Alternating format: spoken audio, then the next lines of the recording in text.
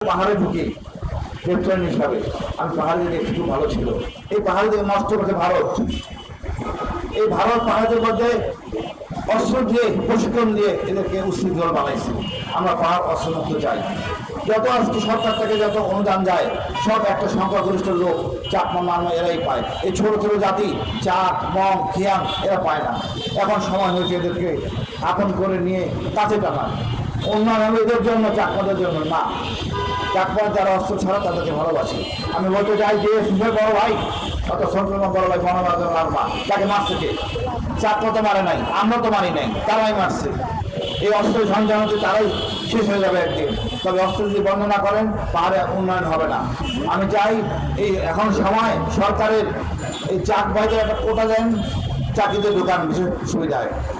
মংদের কোটা দেন, চাকরিতে ঢোকান। পানখুদের কোটা দেন, চাকরিতে ঢোকান। এদেরকে বিভেদ করার কোনো প্রয়োজন নাই। অনেক দেওয়া হয়েছে কিন্তু ওনাদের শান্তি আসে নাই। আপনি দেখাতে পারবেন না কোনো চাকমা কষ্টে আছে বা নিপুণের ঘর বাড়ি ছাড়া আছে, কিন্তু দেখবেন এই ছোট ছোট জাতি অনেক কষ্টে আছে। বর্ষার সময় পানির জন্য আক্রান্ত হয়ে তারা ক্ষতিগ্রস্ত হয়, ম্যালেরিয়া ক্ষতিগ্রস্ত হয়। এই সেনাবাহিনীকে ঘৃণা করেন। সেনাবাহিনী অসংখ্য পাহাড়িদের হেলিকপ্টারে চিকিৎসার জন্য ঢাকা শহরে নিয়ে আসছে, চিটাগাং ক্যান্টনমেন্টে নিয়ে আসছে।